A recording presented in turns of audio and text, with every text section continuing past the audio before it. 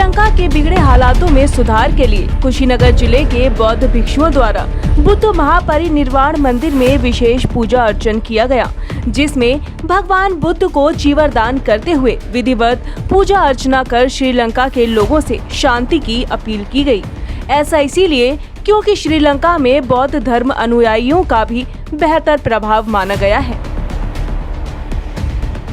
गौरतलब है कि पड़ोसी देश श्रीलंका से कुशीनगर बौद्ध महापरिनिर्वाण में बौद्ध भिक्षुओं के साथ श्रीलंकाई नागरिक भी आते जाते रहते हैं और इन दिनों श्रीलंका में बढ़ते जनाक्रोश की वजह से वहां के हालात लगातार खराब होते जा रहे हैं।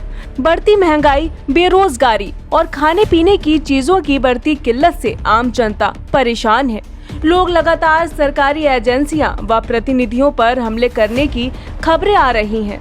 पिछले सप्ताह के सोमवार को प्रधानमंत्री महिंद्रा राजपक्षे के इस्तीफे के बाद घरेलू राजनीतिक माहौल भी काफी अस्थिर हो गया है।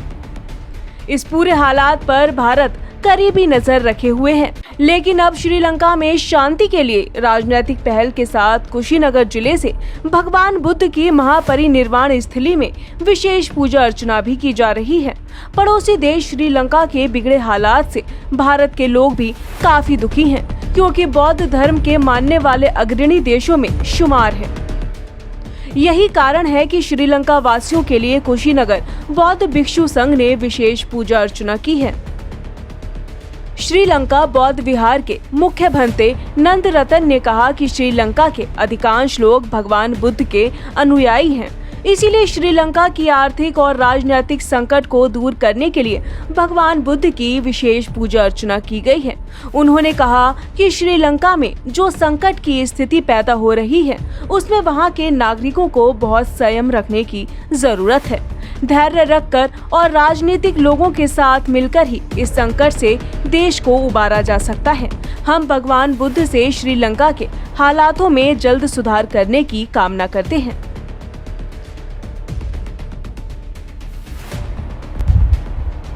सर्वप्रथम इस धम्म भूमि से श्रीलंका वासियों के लिए मंगल और मैत्री के लिए और शांति का संदेश दे रहे हैं।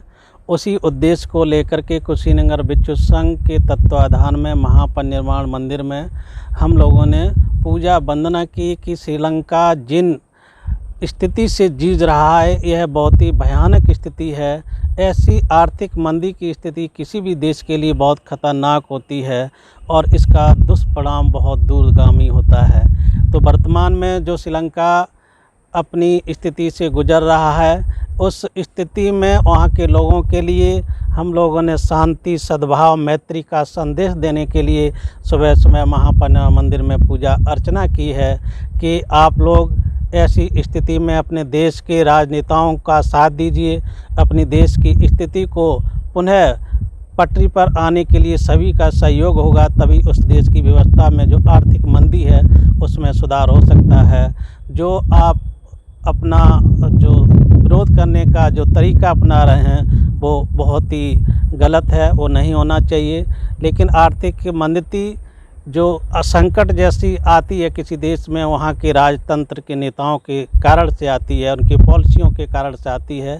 इसलिए कोई भी किसी भी देश का जो राजनेता होता है, उसका धर्म बनता है कि अपने देशों की सेवा और देशों के हित को रख कर के पॉलिसी बनानी चाहिए, जिससे किसी भी देश में जो आर्थिक मंदी है ये ना आए। वहाँ के लोग सुख, समृद्धि, मैत्री और सद्भाव के साथ में अपना जीवन व्यतीत करें। इसलिए इस महापरिनिर्वाण भूमि से श्रीलंका के लोग भारत को धम्म भूमि बोलते हैं। इसलिए इस धम्म भूमि से श्रीलंका वासियों को हम लोगों का ये संदेश है कि आप मैत्री और सद्भाव के साथ अपने राजनेताओं के साथ बैठ कर के सामंजस्य स्थापित करके देश को पुनः पटरी पर लाने का काम करें। इसी उद्देश्य को लेकर के हम लोगों ने पूजा वंदना की है।